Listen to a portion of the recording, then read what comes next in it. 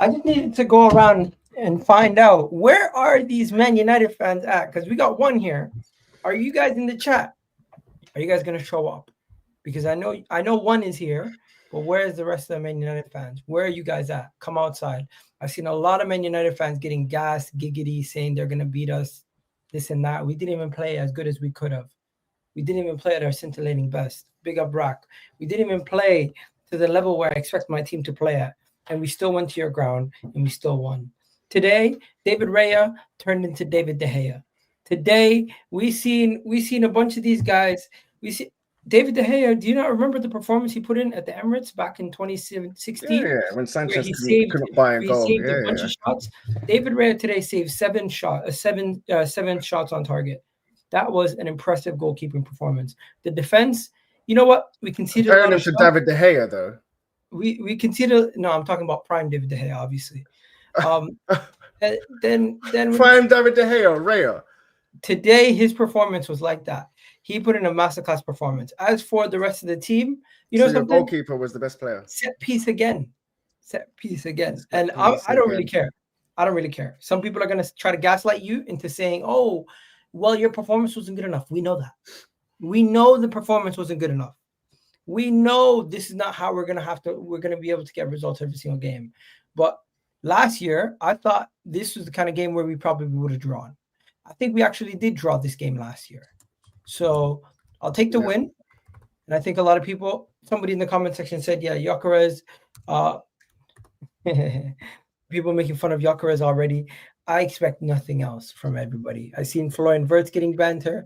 I've seen gyökeres getting banter. I see everyone getting banter. It's just how it is. It's early in the season. Everyone's going to catch strays. But right now, I wanted to start with the Man United Arsenal game. And I just wanted to say, not the best performance from Arsenal, but doesn't really matter. We got the win. We got the result at a away ground that's very tough. And where a lot of teams have struggled, some teams better attacking-wise at that ground than us. But hey, I think Man United are a very good outfit on the counter. And not many people have struggled at Old Trafford recently. Like you're talking like 3-4 years ago, maybe. But I'm pretty sure they beat you recently at Old Trafford. What are you talking about? Huh? Last year, United? No, we beat them 3-0. We won 3-0 at Old Trafford. What, last year? Yeah, it was like the third or fourth game of the season. Yeah. Okay, maybe it's the season prior. It's quite weird, that game as well. Why are we talking about last season or 4 seasons ago? I Let's talk about this game.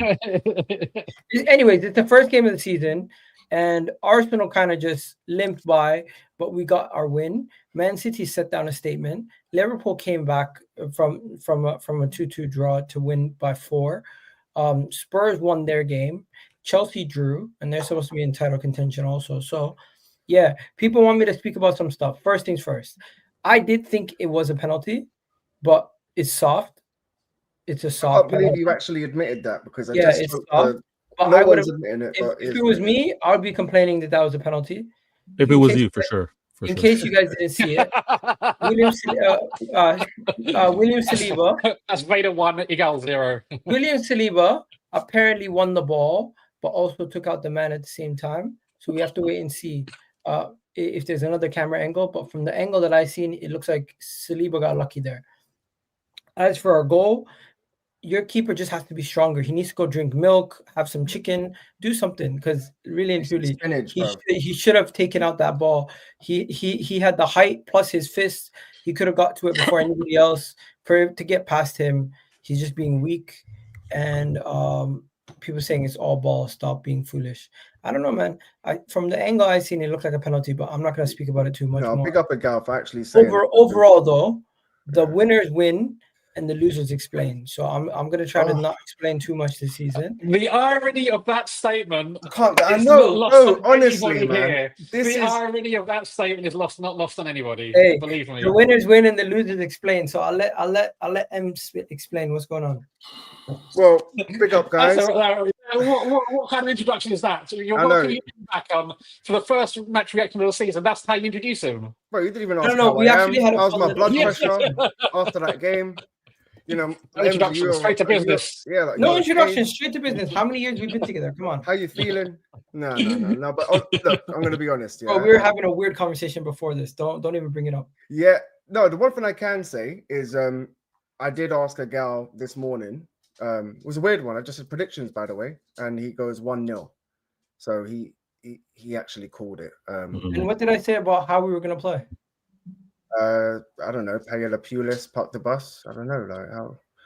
I told you we're going to give you possession and see how tell you to break us down. Remember? Yeah. You did, but I did predict that as well. But look, all right. I'm going to start. Big up everyone as well. Big up Vader. Big up Rack as well. Big up Agal. He's been away. In case you guys don't know, everyone. Big up everyone in the chat, man. And honestly, credit to Arsenal. They got the job done. But as far as giving Arsenal credit, it's going to have to stop right there. Honestly, like I'm very disappointed with that goal because I believe that goal just ruined the game. And I actually called it because I've done a match prediction on my show, and I said, look, I think Arsenal, if they do win, it's going to be a 1-0 and it's going to be through a set piece, and after that, they're just going to sit back. And Beta, that's exactly what we saw. Do you know what I mean, bro? That's exactly what we saw. Yeah. Look, I'm annoyed. We should have done more. Yeah, Agal, it wasn't your best performance. But I just felt like we should have got something out of that game, and I'm so disappointed, bro. I'm so disappointed.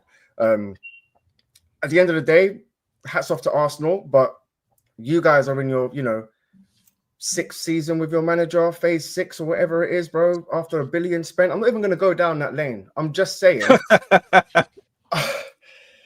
It's a tough one to take, bro. Trust me, this one was so tough to take because I was giving it so much chest. I actually said 3-2 to you, Agal, didn't I?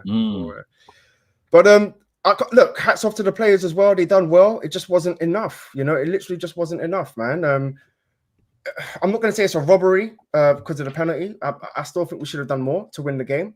I just think a stupid goal, a stupid mistake from our goalkeeper kind of just threw away the game. But I respect that.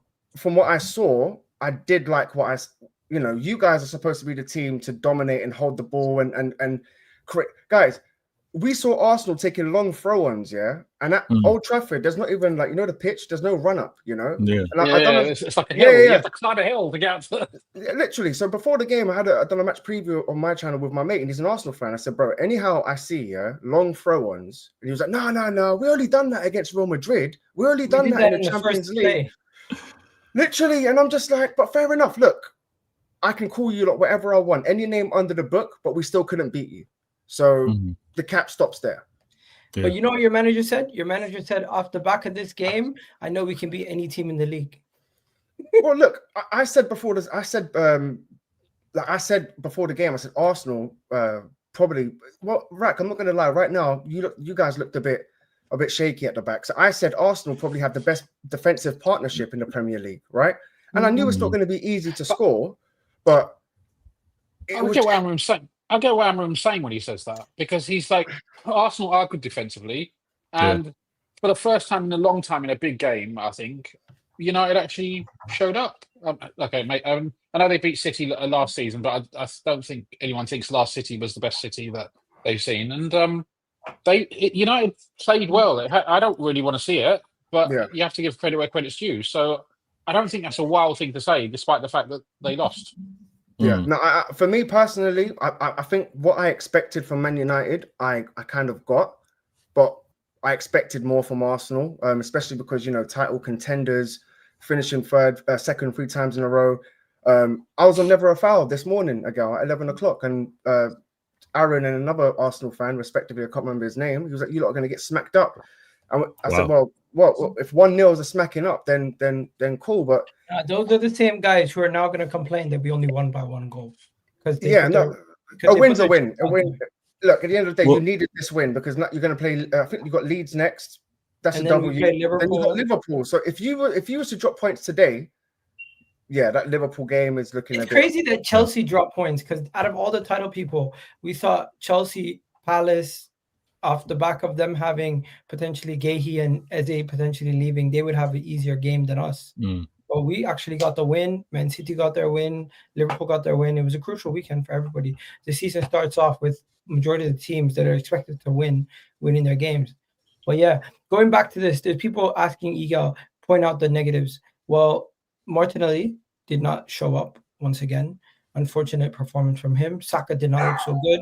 Gyökeres, people want to talk about Gyökeres. I think the best way to explain Gyökeres is he's a new signing. He's not always going to hit the ground running, and also you need teammates to make sure they get you in the right places. He clearly has not got that gel yet with his teammates, as he only had 0 shots on target and like 6 passes the whole game. He only had 0. Yeah, So he hold only on, had Miguel. 0 shots. So my point is, if he didn't even have a shot, how are we out here acting like he had a good game? We can't say he had a good game. He did not. I'm not saying he had a terrible game, but he just didn't really get involved because the teammates played like he wasn't there. So it's really on the team. You know what? This is going to be a great season, guys. This is going to be a great season because like some of the ammo, right? Some of the go-tos that Igal had when he want to make comments about my Manchester City and how he would maybe talk about a Erling Haaland. Erling Haaland, that's a compliment. No. I meant how you would have certain ammo when you want to critique Erling Haaland. It looks like you're going to have that same defense when wanting to defend your number 9 right now. Because was it the teammates not finding him, or do you think it was not him getting involved? And you want to maybe talk about his debut? He was definitely involved. He made some good passes from the wing. He was in the channels. It's just really and truly he did not get the ball in the final third where he. Was that due to M's defense? Was that due to maybe him? No, that was down to poor passing. No, that was down to the lit. Poor passing from teammates. Like, did no one see that? Like the amount of times that the lit just bodied. I also seen the lit get bodied and sent to Timbuktu. So it happened. No, it happened once, but 9 times out of 10, the lit bullied him. Like bullied it. Let's be honest, bro. Let's be honest. Call a spade a spade. The lit. What would you say his debut? He's not going to be anything. Igal is not here to be anything.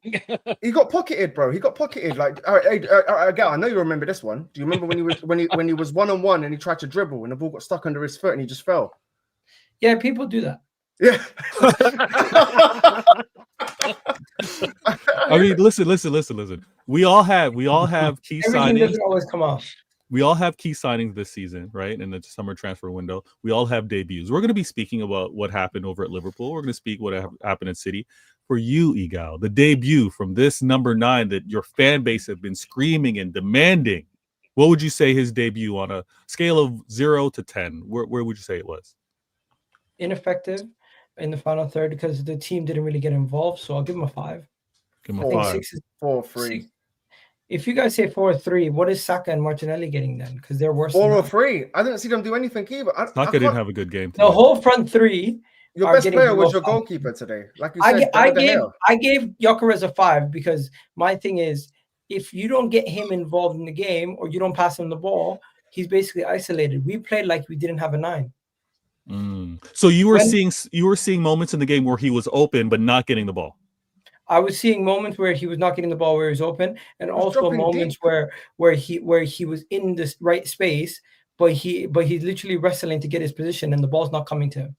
Okay, all right. Defensively, he played as a 10, as an 8 today. Yeah, but that's Arsenal. They defend deep as a whole team. Yeah, because if long throw-ons, Veta. I know, but that's what they do. You know something? There's nothing wrong with long throws. Get used to it. 2025, you're going to see the best of the best. I'm just saying, what happened to Arsenal, bro? What happened to Rosicky? No, everyone's going to be doing long throws. Arteta, process. You're going to see everyone doing long throws. Burnley did a lot of long throws. I watched that with Walker. Trendsetters. I see. Sunderland didn't do it. You're going to see soon. You're going to see Barcelona doing them. Anyways, oh my God. Bringing it back to the game, what do you think, Vader? Before we go to Rack. Oh man, listen, when you got Arsenal United, that's a big game, right? That's when the internet kind of shuts down. Make sure you got your phone charged up and everything like that. It was a disappointment from a quality standpoint. It was entertaining because it was back and forth, but it was disappointing because you could see the quality wasn't there. And the quality wasn't there defensively, in my opinion, for Saliba and Gabriel. I think those guys were a little rusty. I think Saliba was lucky not to get that penalty called on him. And when you mentioned your front 3, I was like, Arsenal didn't look as threatening as United's front. Cunha looked dangerous and mbeumo looked dangerous, right? So I think it was just a game of rust. Like, that's the first game of the season. I'm not gonna try to overanalyze it. Everybody's rusty, but I think United fans should be very optimistic for what they saw in terms of their key signings. I think when we want to talk about player ratings, I don't think they're showing Cunha or mbeumo had a poor debut compared to your guy. I don't think their debut was as poor as your guy. But big up Vader, man. That's, yeah, big up. Yeah, I think that's fair. Now it's the first game in the season, so I'm not going to crash it on either club. It's really the next few games where we got to really judge this. We got to judge this going into the international break. The Arteta, the Amarin outs, those aren't going away. Those are going to be for the entire season. We know that. We don't need to speak on that. Your subs, Egal. I thought, what made Arteta trust in the starters? Like, what made him trust Ben White to start? What's the difference between him and Timber? Is it health? Like, were you surprised by that starting 11? And then to play out the game, in my opinion, it didn't look like Arsenal. It didn't look like Arteta was actually going to score another goal. It looked like he was like, I'm going to defend this 1-0. Were you surprised by that? Were you disappointed by that? Because this is 15th United from last season with a few signings. I'll tell you this. We were a lot more attacking in the first half, but we were also a lot more open than in the first half. And Manchester United got a lot more of their shots, I think, in that first half than they did in the second. Arteta then realized, hey, it's not working at this point in the game. It's just try to get out of there with the 3 points, and that's what we tried to do. Manchester United were taking classic. It is classic. Arsenal of recent seasons. They'll get their goal, and then they won't sharp shot, but they'll just be a lot more cautious. And there's a rationale behind it. Like, say that again. We faced 12 shots in the second half. They had 60% possession. Yeah. Wow. It was more, wasn't it? It was how good were those shots? How Three good of them were were on those target. chances? wasn't They're it pretty good. But what was the quality? Were most of them pot shots? Well, how many of them would actually tested the goalkeeper to a significant extent? Bro, I'd argue probably every single shot was in the box except for 2. No, bro. They're quality. They were quality. Guys, let's how good was the chances? Let's speak some I facts. reckon M's going to drop some facts. Let M drop How some about I facts. show you? 1 second. Let me Possession, show Raf. These are the quality of the chances, 61.2%. Raf. No, 61.2% possession for Man United, 38.8% for Arsenal. Mm. XG 1.59, so what for Man United, 105 for Arsenal. Shots 22 for United, 9 for Arsenal. On target for United, 7, 3 for Arsenal. One of them was not even a shot on target. No, yeah, you scored. Oh, but look at how close our goal was. Look at there's just on the 18-yard box, but you got to give it to our defenders. They blocked majority of those shots. Not really. Honestly, that game should have been a draw. That game should have been a draw. In all honesty, because this is, and I know we got Rax, we got Egal. Normally, these are the two members or two clubs that love to talk about the PGMOL, but the season started off. Yeah, you complain about what they haven't done for Liverpool, but I think it's interesting when you have such, in my opinion, a soft call in the Chelsea Crystal Palace game, right?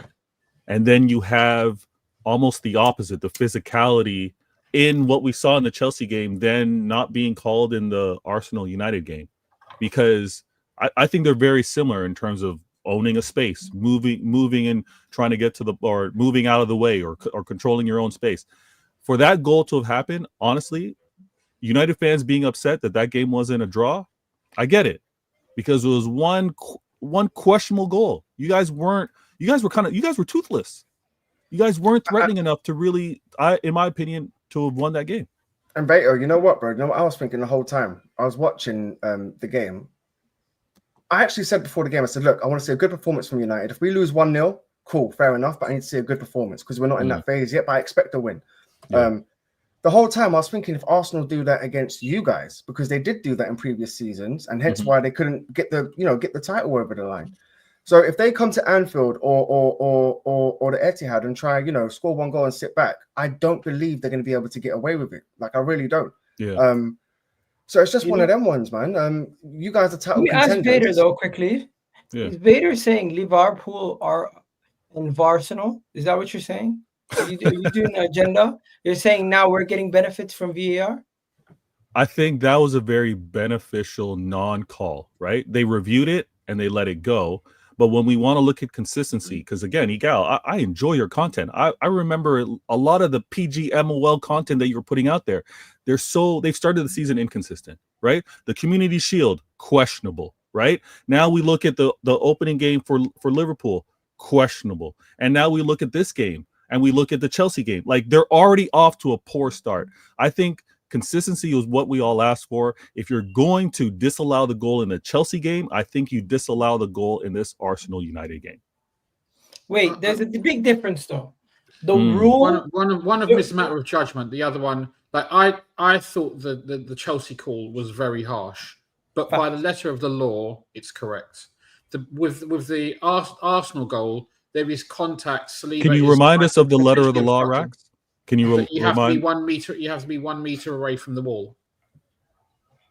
You have to be 1 meter away from the ball. Yeah. So the player on your team, because remember, like we've all seen it, right? Your player gets in the wall and then kind of leans to the side, knocks down a couple of the guys. You get two of them, they part the wall. So the idea behind it is to stop that. First of all, you haven't actually seen that penalised. I haven't seen that penalised very much. I think the rule came in last season, so actually it wasn't played. But we saw it penalised in this one. We saw it penalised in the Chelsea. Yeah. And I think it's questionable whether that's a good rule, but is the rule. That goal should have never been disallowed. Okay. All right. Fair. We're in agreement there. And now when we look at the disallowment of that goal, and again, I credit what Arsenal goals are not similar though. No, I'm just talking. Okay. So now with regards to, because you guys have been under the microscope a little bit with regards to your corners and your set pieces, right? We know what you guys like to do. And you know they checked it for 2 minutes. Yes, I know they checked it. And again, they checked it for 2 minutes because they check everything. Everything is checked. They do check it, but the length of time, the one, is it not, right? The fact that it took so much time to actually come to a conclusion speaks to how close it was to being called the other way. So that's why when United fans are like, you know what, that game should have been a draw if it wasn't for that janky goal, we kind of hear it, right? And again, I'm not saying this is Arsenal for the rest of the season. It's week one. I'm saying it is first game, fresh on the tracks, long throw-ons. I can't believe it, bro. Listen, if you have a good set piece team, if you have a good set piece team, you do have a couple of long throws yesterday as well. I thought I noticed some. So maybe it's a new. Maybe Man City did long throws. We did I think I saw some. I know Joe Gomez. I know when Joe Gomez came on. Like Joe Gomez was known a few seasons ago before we had our throwing coach. In the very first season when our throwing coach came in, Joe Gomez was doing like long throws from the byline. That stopped the following 4 or 5 seasons. But I saw it again for the first time on Friday, and I haven't seen it in a long time, so it really stuck out. And I thought it was City that there was a couple long. So I don't remember us kind of like clogging the box and throwing it long. But no, okay, all right. Maybe I missed it. I don't know. I thought I saw it somewhere else as well, apart from Liverpool. Liverpool definitely. Joe Gomez, I think, took 2 when he came on as a sub. Took 2 long throws. It wasn't just that today for me, Rax. It was just like, your goalkeeper's getting booked for wasting time. 2 of your players are getting booked for wasting time. Arsenal. You sat back with like 2 backs of 4. Havertz came on and basically played as a cam. Like, all the time wasting stuff. This is not new for Arsenal under Arteta. Like recent seasons, we've seen a lot of that. It's gamesmanship, right? Is something wrong with it? If you're on the receiving end, you'll get annoyed by it. And if you're Arsenal fans, then you don't really care. You're like, hey, I got the 3 points. We got David Raya got a yellow card, but he did not get a corner from any of his incidents. So there we go. Quickly, before we move on from Man United Arsenal, I just thought Matheus Cunha and mbeumo looked good. I thought they were solid in attack, quick on the counter, very dangerous. Looks like you're gonna have a good attack on you. It's just, how does that correlate to your defense? I think definitely with Old Trafford, because Old Trafford is a big pitch, they were really using the size of that pitch to stretch the game. There were lots like diagonal balls along the floor and in the air that to find mbeumo especially. And I think that's an interesting weapon for United, because I don't remember seeing that as much last season. Maybe you had Ahmad come in, but Ahmad was more of a wing back rather than playing those long balls up to a front 3. So and it looked effective. I think we just Cunha started and very mbeumo were falling. defensively. You know, sorry, Agal. Like the starting lineup, I expected to see Cunha up top, Bruno and mbeumo as the two cams, and maybe Ugarte and Casemiro. Ugarte had a bad game when he came on, but still, that's why I expected to see. Yeah, he did. Yeah. I expected to see Ahmad right wing back to I wanted to see that battle with mbeumo, Ahmad on the right against Skelly and Gabriel or whatever. We didn't see that until the 70th minute, 60th minute, So we started off quite defensively, which was, quite upsetting. But De Ligt had a good game. You look at the back three, Euro had a good game, Shaw had a decent game. There was really nothing in it apart from that one goal, and it's a goalkeeping mistake. Other than that, I feel like we did try to bring the game to you. We did control the ball. We didn't just, it's not like some people are saying it's counter-attack. No, it wasn't. You guys were actually counter-attacking for the majority of the game. Yeah, that's true. That's true. 1 second. If anything, I felt like we were trying to play the ball a little bit too much. But look, this team's just got together. New players have just come in. Amra needs a clean slate. I'm just still really upset that we lost, but I can't take away much from the performance. Arsenal's got a good defense, and I believe if that was anyone else, I believe, look, if we actually took the handbrake off, we could have got a goal, right? Took the handbrake off, you took 20 shots. No, but bro, even on the 60th minute, I'm like, take the handbrake off now, because we were still passing the ball back. It was just too play. Whereas I would have liked to see And can I ask you what? I mean, I know we didn't see much, but Sesko. Yeah. Well, boy, he came on, and to be honest, no one was playing the ball into him. I'm not going to make the gyökeres excuse to be like, oh, he hasn't got the opportunities. You can see he's a little bit off the pace. You can I respect that. I respect that. No, you can see it. You can see he's a little bit off the pace. But the one time he got the ball, he did actually, link up play well. He got the ball once. He passed it off to someone. And I think the shot. Who was it? Who took the shot? I think it was a guy. Did he have a header on target? Did he? No, off target. He missed the goal. Or off target. Okay. The main thing that I saw is when the ball got kicked up to him, he took it down and he done a back heel to Ugarte, and he made a run and he wanted that pass back. Other than that, he wasn't really in the game. But so I'll be honest. He only had 0 shots, just like gyökeres, or he only had one shot, just one. I don't remember him having a shot. No, I was ranking. He only had 0 shots, Igal. Obviously, I'm trolling, but as for Sesko, I'm pretty sure he had at least 1 or 2. Let me see. No, I don't remember a shot from Sesko. I'll be honest, man. But Sesko other than that, 2 shots, 2 headers. Because guys, we know the comparison is going to be all season long, right? Both off target. Gyökeres, Sesko. But you know what though, right? One thing I can say, right? Gyökeres actually got the ball. He's had more of a preseason with this team. This team's actually more solidified. They've played with each other more for longer. So he's coming into a team that's already got the ball ticking, and they're in phase 7 nearly. And bro, he done absolutely nothing. Honestly, I was watching this and I can't believe this, bro. Like he's actually. Do you think Old Trafford is a playpen? Like, what are you taking this? Ask your players, because you scored 1 corner and then backed off and started playing. Burnley play better football than you guys are expecting Arsenal to batter you at your own ground. It's not going to happen. No. I would have taken more from the game if you lot actually played how you intend to play for the rest of the season. I feel like today it was just, okay, we got that goal, let's just see it out. And that's what it looked like. You had Zubimendi, Declan Rice sitting in front of that back 4. Ben White, you asked why Ben White started. I think you know why now, Vader, because he's not going to. Timber came on after. So you can see they expected to get a set piece. They got it. And after that, it was just, I don't know. I was just a bit shocked that this is how they approached the game. I'll be honest. It just looked very defensive for me. But maybe Arteta thought, listen, he didn't rate our attack. Maybe he thought they can't score. This is what I'm going to do. I don't know. I disagree. I don't think we were super defensive until we needed to be near the end. I thought up until like the 60th minute mark, we were still going at you. What happened was once it came down to a situation where we already had the lead, and it was a little bit later in the game, like 60th, 70th minute mark. We then, from that point onward, we didn't really generate too many chances.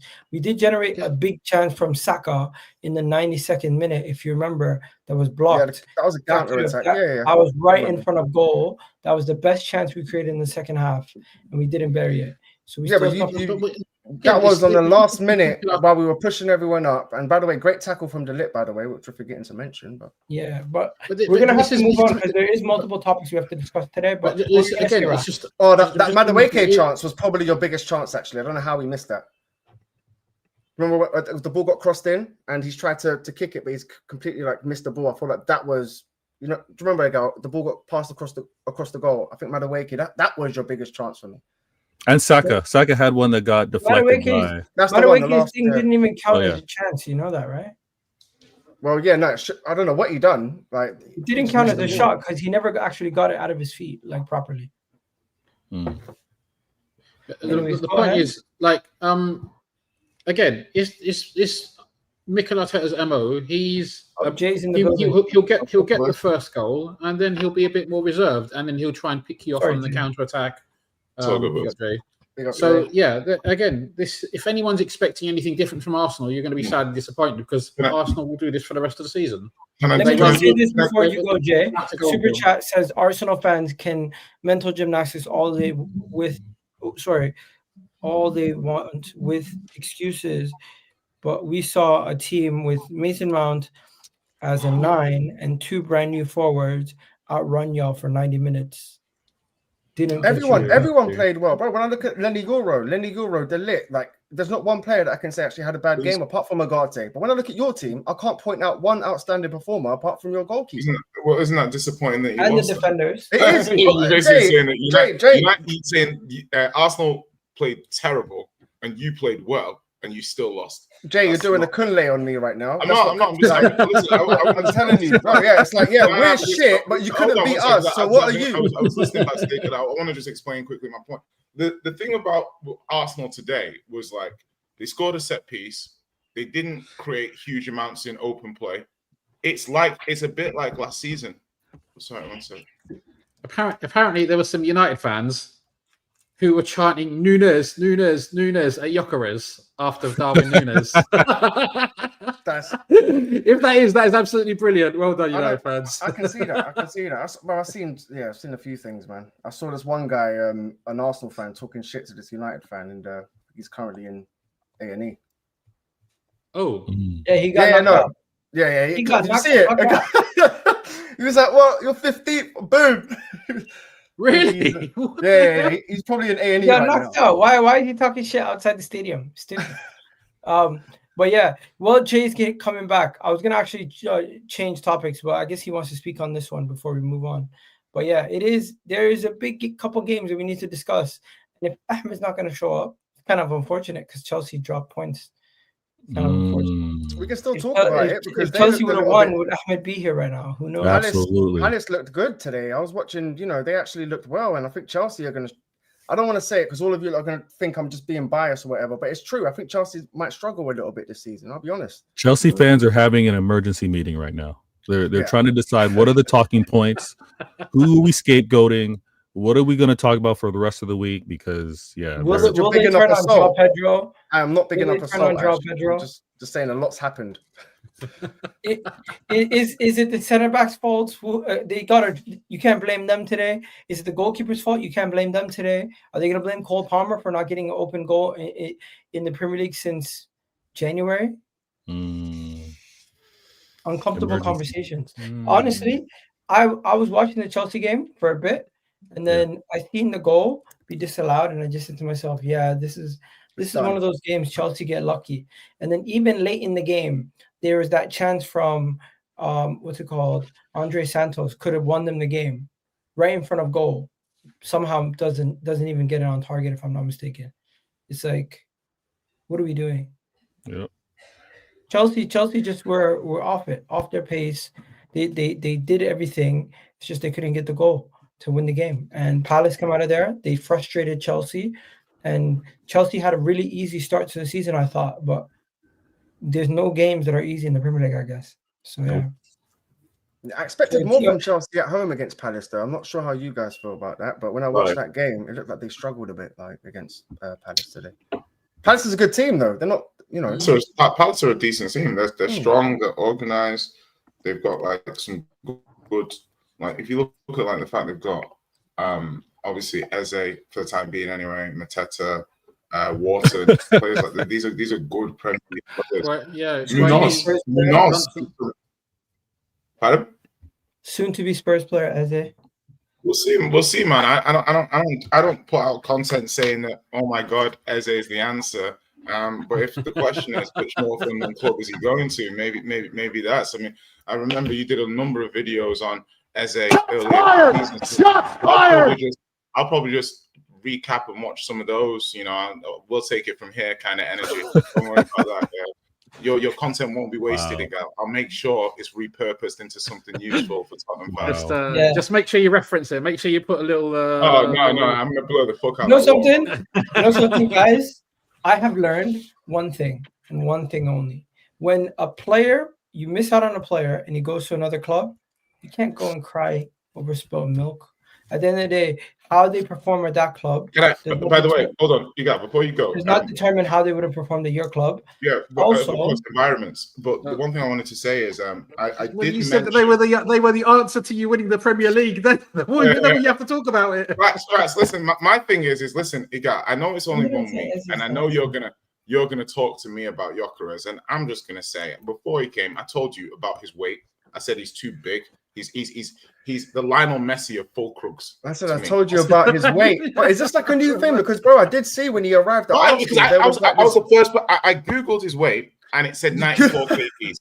Yeah, and I said before, I don't like to Google men's weight. Don't ask me what I do in my spare time. Well, 94 kgs though. That's 94 kg. That's like 2 of you, That's 2 of you. Bro, what are you talking about? Did you not watch the Dylan White fight? That's Dillian White, fam. That's what I'm saying. So I'm looking at this guy. 94 kilos. He must be more than that. Google gyökeres weight. No, I'm joking. Yeah, I'm just saying he's a heavyweight boxer with that weight there. Okay, look at what comes up. So I'm just saying, like, listen, Igal, yeah. I know. What did I tell you a few weeks? I said I watched your preseason games, yeah, and I said gyökeres in this system will starve. Yeah, he'll starve. You're not going to feed him enough chances for him to. Because if you're somebody who's doing that kind of Haaland gimmick, like it's like you got to be elite at what. Like gyökeres isn't elite at what Haaland's elite at. So it's like, so if you're going into a team, it's early doors, but you saw Havertz come on, and this is what I said to you, was that have Arsenal sign. You're right, 94 kg, fat bastard. How the hell is he that fat? Well, Sesko's 85 kg. How are you 10 kg? The lap is 72 kg. I know. Nearly 20. See, now you're going down this whole. Let me go see Luke Shaw. 1 second. Let me go check Luke Shaw. Reference point, right? Hold on. It's not just you saying that gyökeres. M's done. 75 kg. Luke Shaw, 75 kg. That's what I'm trying to say, bro. Like once you understand he's 94, you see how much bigger he is than other players. Sorry, man. All right. So are you done spreading misinformation? How many weeks? Can we acknowledge that Jay went on Google and then the first image that came up with gyökeres 94, he believes it. It's like why, you do whole shows on fajitas.com said that you're into a player and you do a whole show. You have the audacity to say to me that I believe some information about someone's weight that for no reason. Why would it be fake? What is the rationale behind it being fake and it being up on Google? He weighs 4 kg more than Harry Maguire. No, that comment pissed me off. That one pissed me. Because you just went on Google. It wasn't even citing anything. It was a Getty image where someone said. Why would I cite it? Why would I cite it? It's like if I go on Google and it says Bukayo Saka plays for Arsenal, yeah. I don't need to go on the Arsenal FC website and check the squad list to make sure he's part of the squad. Some information you just take at face value. Jake, I would ask you a question. What made you check his weight? Pardon? What made you? Because I was saying that he looked too big to me, and I was like, I don't know how big this guy is. He looks too big, and I was like, in the Premier League, right? You have your first touch, your movement, all of these little things are very important. So I'm just saying, yeah. If you think that, and a lot of the things I was seeing him do in Sporting, you're not doing that to elite Premier League centre backs. Do you know what I mean? You're not doing that to top centre backs. You're not getting the space. You're not doing that. So, thank you, Boris. So my point here is like I want to know, Iga, how many weeks do you think? Because when I was listening to Arsenal talking as well, how many weeks has gyökeres got before Havertz goes back into the starting lineup? Bro, it's literally one game. I'm not. No, I'm not. Listen, I'm not saying he should be dropped next game. And I don't think. I'm asking you how many games until Havertz is back as the number one striker. Nah, bro, Rasmus. It's not about how many games. kg. Gyökeres is going to start. Gyökeres is going to start, and if the manager feels like Havertz is going to give us a better plan versus Liverpool, maybe he starts. Bro, listen. How many times did you see when Haaland was bought that Pep said, you know what, Alvarez might be better for this game? Doesn't happen because he's the number one striker. When you buy a number one striker, they are the number one striker. Oh, so this is like got you moment, bro. I just told you, bro. I asked you how many games does he get before? No, I said I don't know. Like you just have to answer that question. I don't know, and not flip it. No, hold on, and not flip it to hey. Well, he'll start these games. He'll start. No, I'm saying I don't know. Striker. All right, cool. I don't know what's in Arteta's plans for Gyökeres and Havertz. All I know is at this moment in time, Gyökeres has started this game versus Manchester United. He's probably going to start versus Leeds, and he most likely will probably start versus Liverpool as long as it goes well versus Leeds. I think this is a situation. I think this is a situation where the player. If he doesn't bag against Leeds, I can see Arteta going with Havertz for Liverpool. I think Havertz starts. Whatever happens, happens. Either way, at this moment in time, it's not the end of the world. I feel like you're trying to make a bigger statement than it is. No, I'm listening. It's his first game. It's his first game. I've seen Premier League legends like Didier Drogba get booed out of his stadium first season. Hold on, is the Premier League not a first impression league? Not back then. Is that not what we do here? Why do you make so much content? One second. There is a lot of players. The you get from when you do things. Like there is a lot of players. Based on our observations of games. So how are you telling me that I can't make an observation without it no being one's like telling you can't make observations. People are just telling you your observation is very reactionary. How's it reactionary? What is reactionary about it? I told you because you're making a grand conclusion. Bro, listen, no, I'm not, conclusion off a Google weight that you don't even know is accurate. You didn't when you beat Bilbao in a friendly. You weren't puffing out your chest about how you changed. I have so much time for this, Jay, especially after like today's seeing that performance, bro. Keep going, bro. Honestly. No, I'm all right. Jay, I thought he was going to say but he didn't say the but. He just said carry on going, this, bro. Don't half-ass it. Say it as it is. You believe Gyökeres is going to be a flop, right? Is that what you're saying? Listen. I believe. Just say it with chest instead of going dancing around it. But why are you so desperate for me to say that he's a flop when I'm questioning? No, because that's what you're trying to imply. No, listen. I'm saying to you, how long does the striker get? Yeah, like I'm saying. The striker gets patience because it's his first season and it's his first game. What the fuck? Right? Okay, he's 29 years old, bro. Right, but this is he's 27. Arsenal fans want 28, Arsenal fans don't want to deal with. You're changing the age every 2 seconds. Oh, no, bro. 29 in June. I memorized this. Let me check. No, it's 27. Pointless having this conversation because people say nonsensical, right. hypothetical. Like the guys play the game, right? And I'm saying, right, like in terms of how long do you give him as the starting striker when you have Havertz as well that you rate Havertz. I've seen you talking heavily about. So I'm like, how long does Gyökeres get as the starting nine before you revert to Havertz? That's just a question. You then flip that to you think Gyökeres is going to fail. I might think he's going to fail, but failure to me is not he scores 4 goals. It could be he scores 16 goals, and that's not what people thought they were getting with him. So he's failed relative to expectation, but he hasn't failed, period. Do you see what I'm coming from? I think Gyökeres keeps his spot until Kai Havertz either it has an impressive game where he bags a brace or something, then he plays on merit. That's fine, bro. That's fine. And all I'm saying is like I'm saying to you, yeah. If you were like, what do you mean a ridiculous? No, I'm not. Listen, it's not a ridiculous ass narrative. It's a you've signed this player and he's meant to be the missing piece for your team. And if you revert back to Havertz after X number of games, would that justify that that's a mistake? These are all logical questions to ask. Maybe the time isn't now, but people will keep an eye on it because I saw him. You know one thing though, Jay. The thing about Arsenal is we're under pressure because we haven't won the league like Man City and Liverpool. But the thing about Man City and Liverpool, they have an environment where they let players land. They let players have time to embed and come in and do well. Even if they're expensive players, if they don't have a good first game, everyone knows Florian Wirtz eventually going to get it right and he's going to be a good player.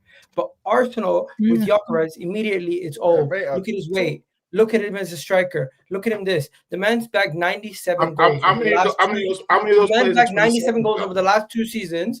I have no doubt in my mind that my manager and the club are going to sort it out, and it's not going to be a problem. Fair enough. Overall, Fair I think you're being very much doing what Spurs fans should be doing and pressing Arsenal fans to see if they're concerned or make controversy out of something. I'm not necessarily worried.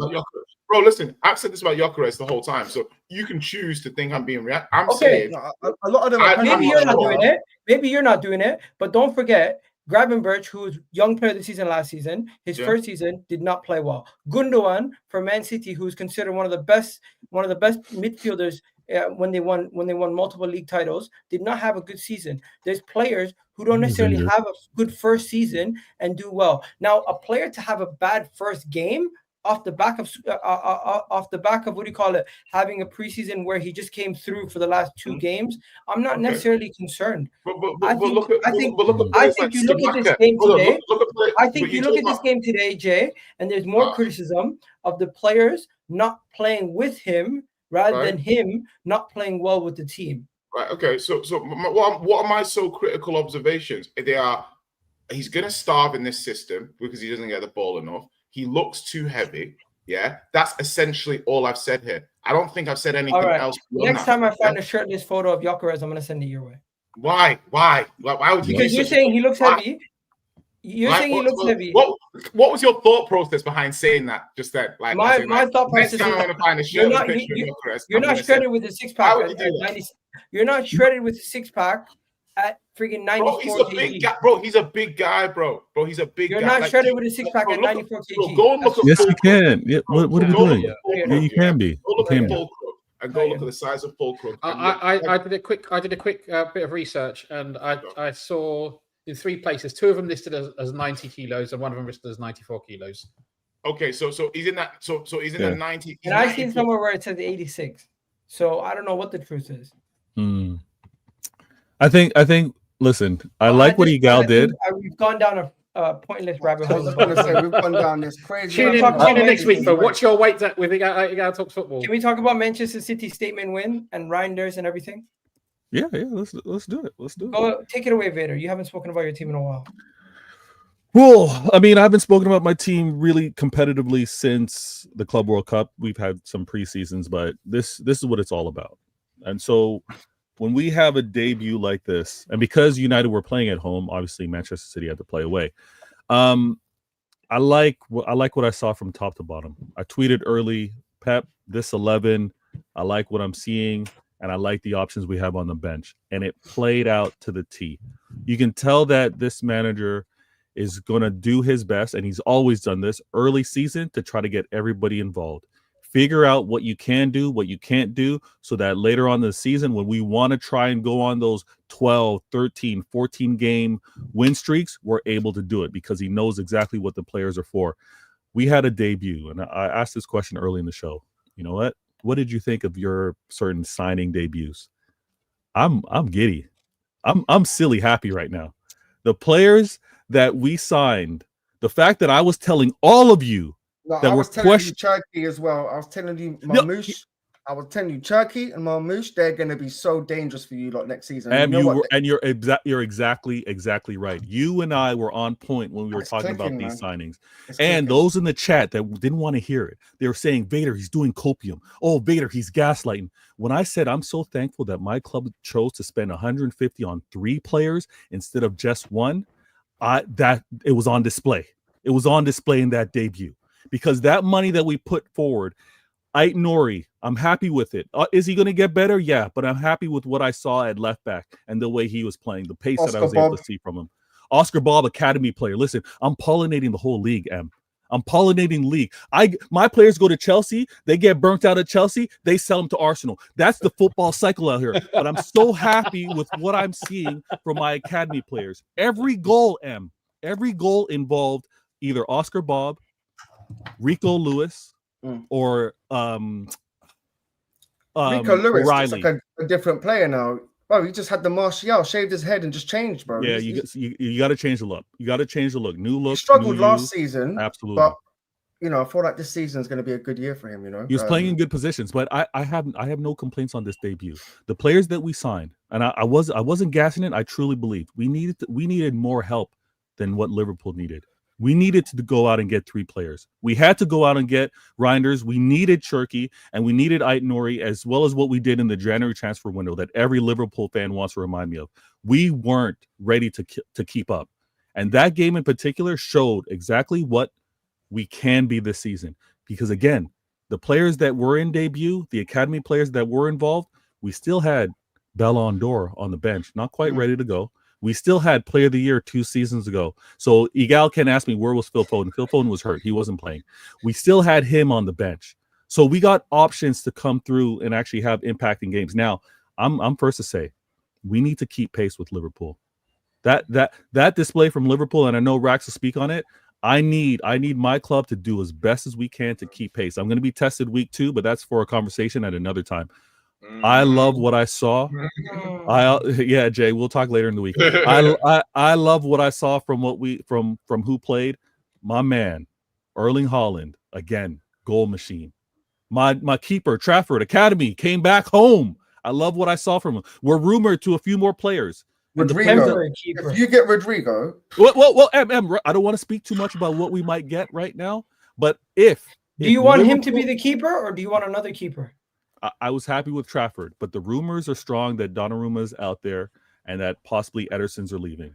Ederson's going to be leaving. Ortega wants a number 1 spot somewhere else. He's already had his head turned. He's going to be moving on. We're looking for the future. And I think if Donnarumma comes through with the exit of Ederson, I'll accept it. I don't quite get it because they're very opposite. But if he comes through with us losing Ederson, I'll accept it for what it is. But I just want us to keep pace with Liverpool. If they go out and get Isak, get me another weapon, please. If they go out and get Isak, get me another weapon. The last thing I'm gonna say, if I don't, there's no rumors, there's nothing that I know, but if we get a right back, I'm calm out here, guys. If we get a true right back, yes, Pep can do a madness. Yes, Pep says I don't need a striker, I'll do a false 9. Yes, I'll get Fabian Delph, I'll make him a left back. He's a midfielder. I don't want that. I'd rather a true right back playing that position because I think if we're going to try to go after these trophies, if we're trying to go far in Champions League, we need a true right back. So, are you fully backing Pep this season? Because I was on Never a This Foul season? earlier. When doesn't he? No, not you. No, I'm not talking about you. I'm just saying some of your fans. That was an outrageous framing of the question. What I'm trying to say is that, so I was on Never a Foul and I was talking to Daps, and he was like, even after yesterday's performance, some of your fans were basically saying Pep can kind of like fuck it up. But I don't understand that because I think this guy is still. I think from my observation of what's. You're on mute, bro. You know, they call it the unction. Do you know what I mean? Because Pep loves his older players. And what I think some of the fans are saying is, like, from what I've read and interacted with them, is they want those older players to play less games so they're fresher and they put up a higher performance, and some of the younger players to be integrated more. And I think some of the fans get a little bit, that's probably the main thing. They're a little bit irritated, but there's certain things but Pep obviously in theory knows best. You know, you've got it with Savinho now, like with Spurs potentially. So a rebuild, isn't it? This is like his 4th or 5th rebuild. But the thing is like he's making changes, and I feel like what are you talking about? Yeah, well, in terms of teams and players that he's bringing in, this is like a whole new. Yeah, this is like his 3rd or 4th version of City. This is like his 3rd or 4th City team that he's built. Is it? Yeah. I'm thinking it's definitely at least the 3rd. This is his 3rd. This is his 3rd. Maybe You're not at a club. You're kind of stretching it. You're not at a club for 9 years and you're running the same system. All right. This is his 3rd iteration of what's going on here. No one would say that at the time while Klopp was there that he didn't have a 2nd phase of Liverpool. Right. Pep's actually working on that 3rd phase of his stint here with regards to City. It's the 3rd. It's the 3rd one. His first stint was the Ederson, but you can make the argument that the team he got was the first version, like, you know, and then the next. But that's not the rebuild. That's the rebuild started summer, and then the following summer when Ederson came. But he still bought X number of players in that first window, in the first season. I would say that there would be a bit of a turnover. This is the second. I would say this is the 2nd iteration of Pep. No, definitely not. So this is definitely this is definitely the 3rd minimum. The 2nd iteration, the first version of them had like David Silva and stuff, innit? The 2nd iteration was post Company. Yeah, we got Walker and all this. You could argue Walker's the first version. I'm saying Rico Lewis is definitely the 2nd version. This window is the 3rd. David Silva era. There's the Kevin De Bruyne and Gundogan type era. I think Kevin De Bruyne They is will- they kind of will- early on. He's probably the and then, first. and then the third era I would say is like Now. the Erling Haaland, Foden. Yeah. Listen, Rex, No, you're going to Erling get caught up. Haaland, Rex is going to get caught up with certain players that have remained here throughout the entire stint. But you gotta look at really on how he's changed how we've played and who's been the central point with regards to Manchester City, right? So when many want to obviously they want to talk about the first rebuild. Yes, he got out Joe Hart, he got out how we were playing, and he brought in his players, right? The Sterlings and the Sané. We've definitely moved past that, and Sané hasn't been here for a minute. Sterling left 3 seasons ago now. So when we talk about what he's going into, that's why I think this is his third iteration with regards to City. So he's bringing in in these players. We're trying to so what 2.5, 3, or whatever however you want to call it. But I love what I'm seeing. And to answer what M asked, yeah, there's a stint of players fan base from a patient standpoint, they don't have it, right? They already think that Pep is too loyal. They think Pep is too set in his ways. They think Pep winning the treble and that form, that Super Saiyan form that we're in, many fans think that's how he sees football. That it's going to be that's going to be safe. It's not going to be as expansive, as dynamic, as direct. But I'm not going to say that our debut game for the season is going to how we're going to play out all the time. But I think it's going to be based off our opposition. If we have opportunities to run, if we can do quote unquote quick counters or transition, we'll do it. If we're going to be playing a team, no disrespect, but if we're going to be playing a team like Arsenal that are probably going to be more mid, then yeah, we're not going to be so rushed to go and attack on a transition. We're going to take our spots. But yeah, there is a large portion of the fan base that are ready for Pep to go, which is nuts to me. That's what I was thinking. I was like, how can you turn on this manager after he just won you the flipping treble? It's not turning. They just want to refresh everything. Yeah, but no, it's turning on a manager. But when you want a manager out, that's turning on a manager. That's saying he's not good enough to do it. And I don't understand how you don't let many protect themselves. Many like when we see this in the social media, many like to say I was ahead of the curve. Many want to say I was the first to say this, I was first to say that. But just because you're saying this manager should be out 4 years ago, and then after 4 years he's out, doesn't make you right. You know what I mean? He's deserving of being here, and if he performs at a level where he does need to get sacked, it's based off of that year, not that he should have been gone 3 or 4 seasons ago. I'll just say this: Manchester City, maybe some people like myself were slightly downplaying their odds of winning the league, but you're accurate. Hold on. It's not like you. Hold on, Igal. But it's still only one game, so I don't want to be too. Sorry, Igal. Don't change your mind. Don't change your mind because don't change your mind because you won 4-0 because that would be reactionary, and we don't do that on this show. Remember? Oh yeah. So you knew exactly what I was gonna say. You're in my mind. You know exactly what I'm going to say. I'm just saying you say we're downplaying. No, we're downplaying City. No, you've seen City win 4-0, and now you want to move to be like, oh, we were downplaying City. No, you were downplaying City. No, I'm not. I simply said I'm still downplaying City. Maybe City, if they continue I'm not at this moment in time, I still have City finishing 4th. I don't know exactly how that's going to happen. Let's see. Right now, I'm not going full. I'm not going full craziness. All right. I was tempted to say the word, but I refrained. But you've improved, but they've improved much better than you. If Cherki looks really good. What? I said, you guys have improved. Arsenal have improved. I'll give you that, yeah. But when you look at City's signings and Liverpool, especially if they get Isak, I feel like they've just gone to another level. Like, I don't know. That's just my opinion, bro. Like, after your performance today as well, I don't know. Listen, the debuts, Igal, I think you're about to speak on it. The players that were making their debut, right? The players that were making their debut, speak on it because they did not disappoint. I know you had a disappointing debut for your 9. I know Rax, when he speaks on it, he's going to talk about his 10, kind of disappointing. Yeah, I'm going to talk about Kudus and how exciting his debut was. Yeah. So listen, I'm with you. I get it. Like Zubimendi was looking like a traffic cone. Like it's like we'll deal with that. Zubimendi got punched in the throat. What the fuck? Sounds like a Zubimendi problem, not a me problem. You know what I mean? Anyways, I didn't even see that. Who had the best debut today? I think the best debut obviously goes to Johnny Reijnders. I think he had a better debut than Kudus, simply because the way that they transition and how he just was at the end of everything was beautiful. Now, don't get me wrong, Kudus was also creating majority of Tottenham's chances, and He had a was very up good there. debut. It was the two of them.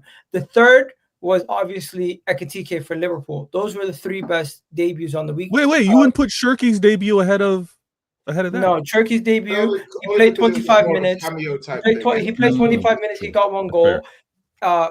What do you call it? Ekitike got a goal and an assist, and he basically he started off Liverpool's game on a bang. So fair play to those three players. They're the best three debuts this season. Right. And you know Kudus something? played the longest though, 90 minutes. Maybe every weekend we should shout out a couple players, because this weekend was definitely the Kudus, reijnders, and Ekitike. Like, they were the three guys getting the most praise, I feel like. Mm-hmm. Yeah, there's definitely going to be a number 9 watch the entire season. We know that. But listen, and I'm not going to talk too early about stuff like Richarlison and stuff, but I remember having conversations with you guys about his goal to minute ratio and saying that, like, his biggest issue is he can't stay fit, not his ability. And you know, they've worked with him a lot this preseason. He looks ready to go. It's a World Cup year. Don't play with these Brazilians in a World Cup year. Like, they turn. Jay, take away his ball striking ability. He's really not that good. He's Neil Maupay. Yeah. Yo, by the way, Jay, are you now saying you want to keep Richarlison? Jay, do you now want to keep Richarlison? I got away with that one, man. I should have been put in the Hague for that one. I always wanted to keep Richarlison. Like, I think I've always thought Richarlison and Solanke it's pretty good. If you look at the demographic of strikers that are out there and what you're getting for strikers you're buying, I think it's not as bad as Spurs fans might think. I think, you know, when you go into the market, you're like, is Sesko better than Solanke? I don't know. Maybe not. Yeah, it's not clear. It's not clear to me that he's better. We don't know yet. We don't know yet. We don't know. And so I'm just like, with that comparison is the killer of joy. It is, but the thing, unfortunately, we're playing these teams, so I do have to compare my team to their team. Otherwise, it's like, do you know what I mean? The good thing that I had with Spurs is we played you in preseason, we played Bayern, we played PSG, so I knew the team was fairly competent because we played these games, right? So obviously on City, we've got City next week. Yeah, City Tottenham. Yeah. Before you talk about City, talk about Burnley, bro. Well, I was using the City as a transition to Tottenham, like as in like a bridge to then move on. So yeah, so just in terms of Burnley, to be fair, Burnley actually had a couple of chances. We looked a little bit open on transitions and stuff, but I think that's more because Paulinho didn't play. It was more Gray, and his positional defensive spatial awareness is nowhere near Paulinho's. And obviously you listen Benson Core and players like that, but the thing I like about Spurs, and it's a little bit Arsenal-esque, is we can score. The good thing about being able to score goals from set pieces or quick throws and stuff like that is that if you're not playing great, you can. And this is what Arsenal did like a lot in the last 18 months. Is you score a goal from a set piece or something, and it changes the game state. You know, the team has to come out, this and that. But so when you're not playing well, you can get your hooks into a game and stabilize yourself. And that's a lot of things that Spurs didn't have. We gave up probably more chances than I would have liked. But, you know, obviously Richarlison's goal of the weekend, sensational. Just amazing. Changed the whole game, innit, Jay? Yeah, because at 1-0, it's like, it's still a bit, they were pushing a little bit, like, bit nerves, but yeah, completely calmed it. And then obviously Johnson again, ole, with his little goal. So, yeah, you know what? Surprised me, Jay Spence. You know, he's actually a good player. I didn't really rate him. He actually might be a better left back than right back because there's a power that he runs from an inverted left back position that makes it a little bit easier for him to play. And he has the confidence of somebody who's really good. Another reason that people might underestimate is at left back is that obviously a lot of the best right wingers are left footed. So the thing is when they're cutting in onto his dominant foot. Yeah, so it makes it almost like that's why I think he has a good time against the Salahs and the Sakas and stuff like that. It is because you've got a left-footed right winger who's cutting in a lot onto his dominant foot, and he's strong. I just think it's a big week for Spurs. This now we need to build on the good feeling that we've got after the PSG and the Burnley game. Is we really need Eze in for next week if we can.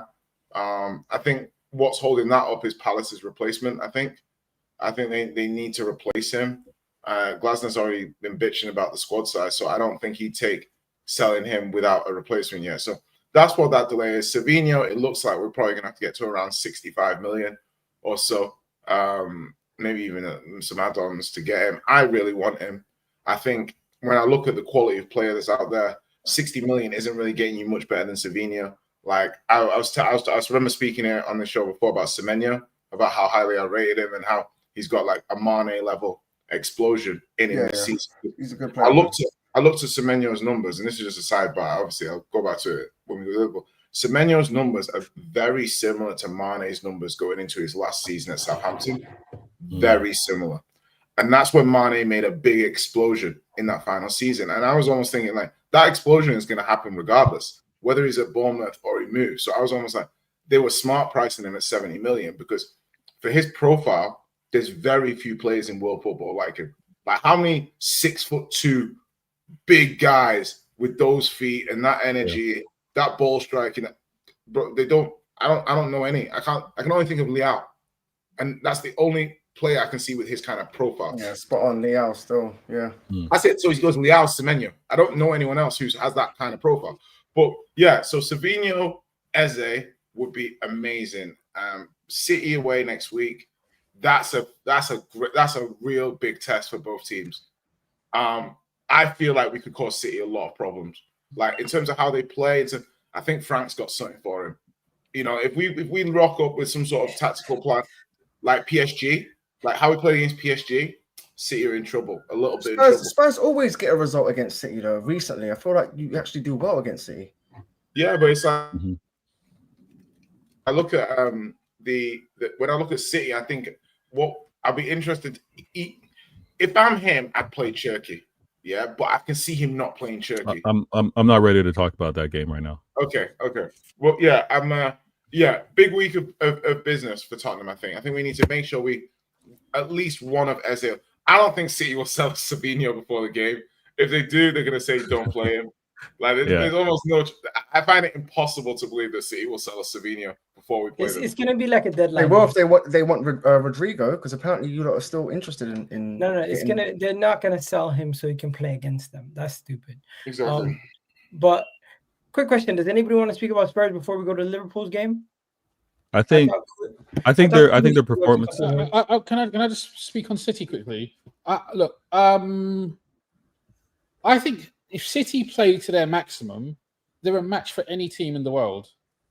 That's never really been my concern. If you've got Erling Haaland firing, they're a handful. Look, if it's just him, if everybody else is clicking, I don't have any doubts that they can be there or thereabouts. My question is whether they are going to be firing on all cylinders throughout the whole season. We'll find out next week. Well, we won't find out next week. Just we need to see. we need to see more.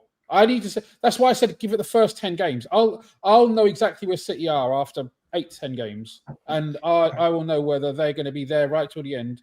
I think we will be there, and I'm not so sure. And I can understand completely if Vader says it the other way around. He's so confident. If Vader says I'm so confident in my team, I know we're going to be there till the end. But with Liverpool and Liverpool's defence, I'm not so sure they will be. I totally respect. I think that's a fair, balanced opinion. Yeah. You know something? Everybody has their flaws. Everybody has their flaws, but I just feel like Man City's flaws have not been exposed in the game versus Wolves, where Arsenal's flaws have somewhat come to light versus Manchester United, and Bournemouth were able to somewhat show that Liverpool are susceptible defensively. But Man City, we haven't really seen. Wolves didn't really give them too much of a test, in my opinion. Yeah. The reason why I don't we should be talking about what happened on the weekend. I think there's going to be so much time to speak about the upcoming games with regards to Spurs. But I hear Rax talk about Liverpool next. You're right. Yeah, and that's what I want to say. I hear Rax kind of like, you know what? I need to see more from City before he's downplaying it. He's the champion, right? Look, He's the champion. I'm having champion, spent... and also, the most recent data that I have for City is that they were less consistent than they have been when they've been at their imperious best the previous 4 seasons. That's I weight the most recent data higher than the data that's older, right? Yeah, so my more recent data says that City have been, and they've changed their team, they've changed some personnel, and so I'm interested to see how that affects them. I think that's fine. I think that's okay. So is the City pull back? What are we saying?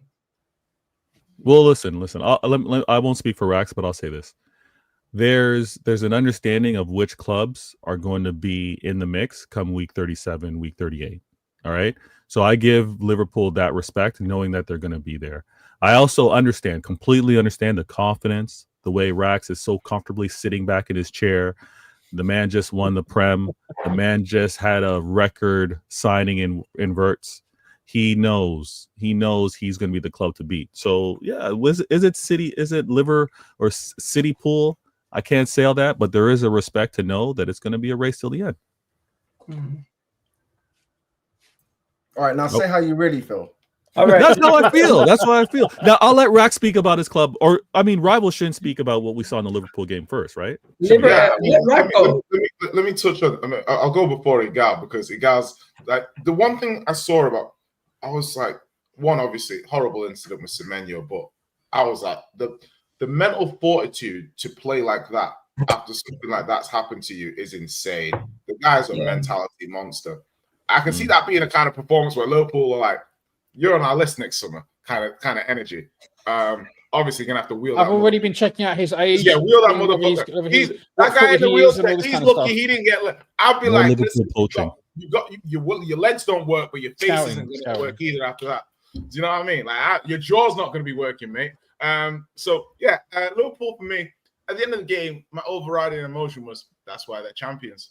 Do you know what I mean? That was my overriding emotion when I watched. Because the thing about Liverpool is, and that's what I see when I'm looking at Liverpool. Arsenal, Liverpool have that feeling where like, nah, these guys, like, you see like 5 minutes left, 7 minutes left, it doesn't matter. You're like, these guys can do something.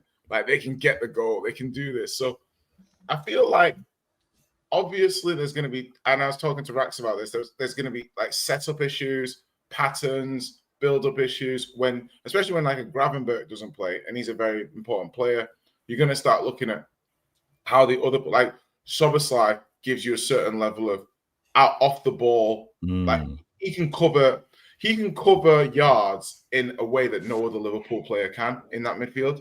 He's the number one guy in terms of like he can eat space kind of thing. So when he's kind of playing in a different position or a slightly different role, you feel it on the transitions a lot more. Like, do you know what I mean? And especially with Gravenberch not being there. So I think that they've got some teething issues. I actually felt, watching them, they felt like a better version of Ange. Wow. Do you know how they're... That's a good... in terms of, but like, honestly, it felt like I was watching Ange ball. Do you know what I mean? As in like a lot of risk, a lot of like high pressing, a lot of intensity. And then also it's like the give and take of players. It's like gyökeres doesn't seem to fully understand, when he should go, when he shouldn't go, when he should get and the thing is like poor debut. That was a poor debut. That was worse.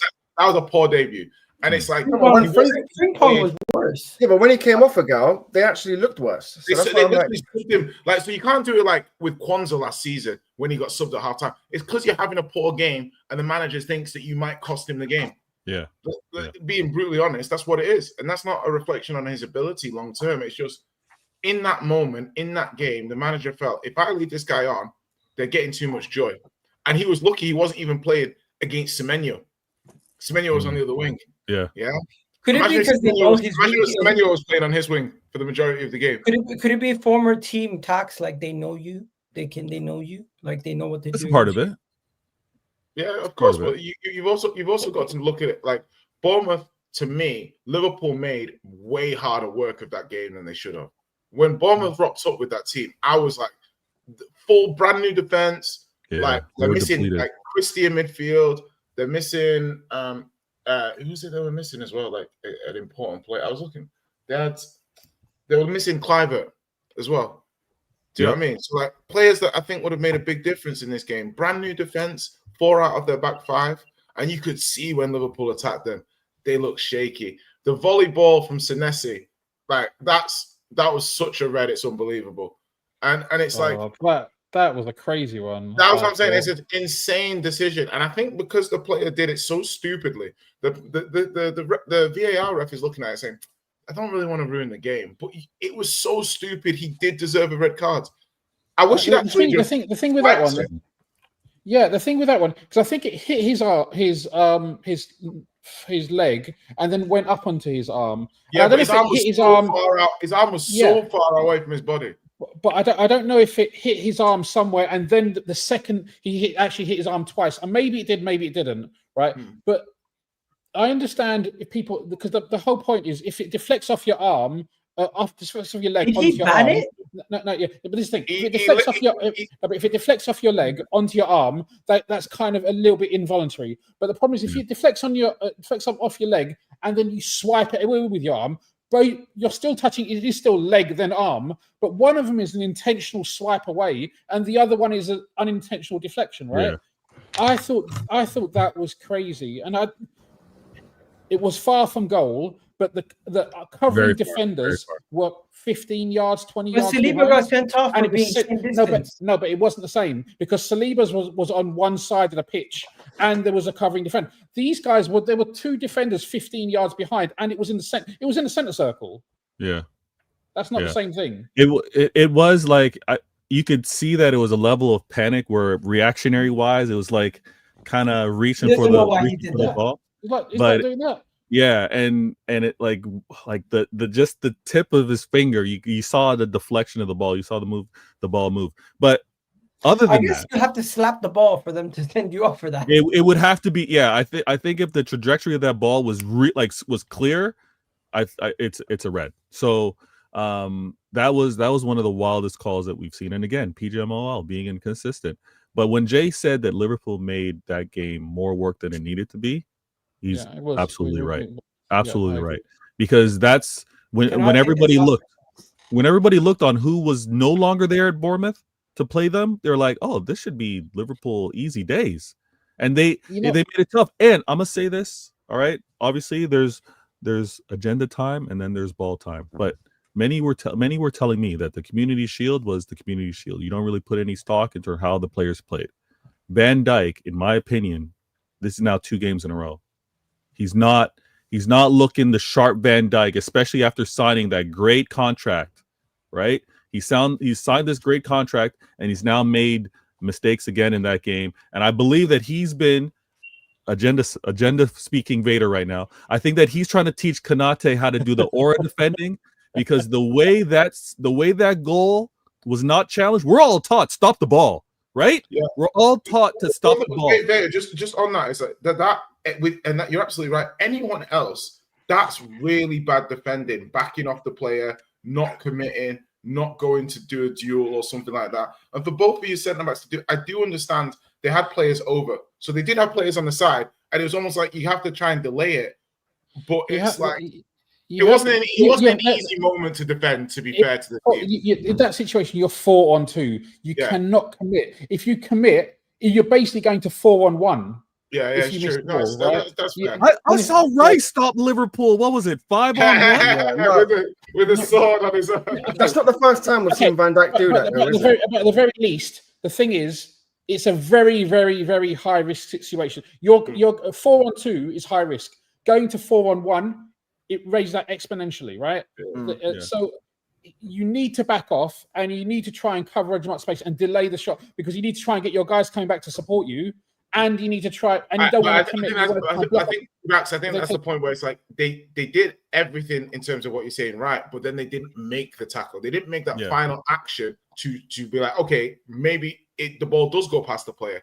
But at that point, once you get to the edge of your box, that's when you now need to be like, right, we need to make engage. a decision. Yeah, but also look at Semenyo struck the ball really well. It went through Konate's legs, I think. And Konate was doing his aura defending. Konate jumped in the air. Okay, but they did the right thing but it just didn't work. Oh my gosh, Rax, the no problem. way. You know what the problem came? If you watch the so basically the problem came is we overcommitted an attack. Endo, who was playing as our right back, decided to invert, was in the centre of the goalkeeping area in Bournemouth's half. Instead of sitting back, there was no reason for Endo to be there. 4-on-3. Again, for every extra player that you have over, it becomes exponentially more difficult. 4 against 3, if Endo is back, is a totally different situation. I hear that, Rax. 2. Let me ask you a question. This I'm was gonna a massive be fair. learning curve. Yeah, I'm gonna be fair on this one, Rax, because you said it was defended right. So you're not telling them the way Konate and Van Dijk were defending. You're not telling them to do anything different. You're not telling them maybe stop the ball before they get into the 18-yard box. Are you? Because take an intentional foul or something. Sure. No. You know what? Something like that I could kind of understand. Because Van Dijk ran to the defender. I mean, Van Dijk ran to the passing lane. Konate was just backtracking. And then eventually didn't even stop the ball. Yeah, and I'm not even gonna kill it. I'm just asking. Legs, right? He tried to make himself as big as possible. I used to play a central defender. You can make yourself as big as possible trying to block a shot, but you can't cover every single angle. Then you're relying on your goalkeeper. Alisson was wrong-footed because it went through Konate's legs, so he was covering the other side. Look, I'd rather give. We definitely made a mistake in the fact that Endo was central. Why is he in the penalty area? I get that, but after Endo, we're not going to scapegoat Endo. Endo made the mistake. After the mistake, are you not criticizing Konate and Van Dijk to do anything differently? That's all I'm saying. I think that situation becomes very, very difficult, and I don't know if there's much. There's not much that I can criticize them for personally. You're a good fan, Rax. You're a good fan. There are people that are taking a snapshot of Van Dijk where he's looking one way and saying, "What is Van Dijk doing?" All this kind of stuff. Honestly, I'm comfortable with Van Dijk. At the end of this season, I'm still confident he's going to be the best defender in the world. I don't have any doubts about that. So, I think our issue is we're not balanced right now, and that Endo example is a classic example. We are not keeping enough players back at the right times, and that's exposing us. We got exposed a couple of times against Palace as well, and we saw even towards the end of last. Now the thing is, end of last season. We'd already won the league, so I can kind of forgive that. But we need to be a bit smarter and just have that balance. I've spoken about. You already signed that one defender, right? Oh yeah, Leone. But I mean, he's 18 years old. I don't expect him to play very many minutes this season. I expect him to get some cup games. Coming? Sorry, Mark Gay, he's still coming. I mean, we saw. I don't know if anyone watched getting all this money from. I don't know when. I don't know if anyone saw the Palace game at the end. Apparently, he was. Glasner was telling Mark where he's like, "Come, Mark, come," and Mark where he just looks at him and just. Something. I don't know what's going on. Basically, he took one look at Glasner and just carried on down the tunnel. So I don't know what happened there. Now we got to ask the question, Igal. We got to ask the question, right? We were talking about debuts. Ekitike. And the record signing. And scoring verts. Because Cherki's goal was taken shoved in front of Florian Wirtz's face all weekend. I don't have a problem with it. I have no doubts that Florian Wirtz is going to be much better than Cherki. I have no doubts. Much better. Much better. No confidence. But although listen, the man is a two-time Bundesliga player of the season. I'm a big Wirtz fan. Big Wirtz fan. And I've been talking and the one thing that I realized as soon as he came is the pace of the Premier League is different. It's just different. Yeah. And when people talk about Prem proven versus not being Prem proven, what you're basically saying is that these people have proven that they can play in the best league in the world, the fastest league in the world, all this sort of stuff. And the physicality. Exactly. When I was watching Wirtz, I was like, he's going to take a little bit of time to get up to speed. But I'm like, some of the X factor stuff he has, will he be able to effectively do that in the Premier League with faster players around him, more intelligent defenders, etc.? I never thought he wouldn't, but I also think that when people talk about, say, like a Bruno Fernandes, I'm like, you don't understand how good he is until you bring the best playmakers from around the world to the Premier League and you see them and they're like, oh shit, he's not better than him. Because I'm saying when you look at him side by side, he's not better than him. Like, so for me, I've got to go, boys. Big up, man. All right, Big up, everyone. Great show. Catch you later. Big up. Liverpool don't need Wirtz to be their talisman, which is good for him. You know, they just need him to contribute well. Now, I think that he's going to make the whole adaptation period with all the new players. I think he's going to make that adaptation period easier because he links so well. And I know, Vader, you mentioned the physicality, showing us your biceps. Yeah. But physicality comes in more than one form. Physicality can be strength on the ball, but physicality is also at the point when Florian Wirtz went off the pitch, he'd cover the most distance. He'd cover the most distance of any Liverpool player. So physicality is not just about physical strength; it's about durability, it's about running, and it's about covering distance and being smart. So physicality can come in many forms. Absolutely. I don't have that. There will be an adaptation period. I don't expect him to find it as easy, but you know, I got two questions. I got two questions for you. What I've seen from him so far. Can we save the questions in the Charity Shield and on Friday? Is that the way that he links play and the way he connects with the other players? I'm happy with that so far. All right. Can we save the questions and then we wrap up? Yeah. All right. Vader, appreciate it. Jay, catch you on the next show, bro. Catch you on the next show. Love for the love. Take care, guys. Vader, I know you got to go also, so have a good day. And then Rack, really do appreciate you joining me also. No problem, bro. Pick up M for joining us. Unfortunately, Ahmed couldn't make it today. We will roast him next time we speak. As for now, you guys already know what it is. Egal Talks Football. Is there any games? You know what? Honorable mention, the Sunderland game. They're probably going to stay up. Good game from them. And is there any other? Nottingham Forest. Wolfie must be very happy. Wolfie must be very happy with his performance with his team also. Nottingham Forest had a good performance. But hey, we're going to wrap it up here. Hopefully you guys have a good day. We're going to send you over to Never a Foul. Tell them Egal Raid. Arsenal is going to win the Premier League. You already know what it is. Peace.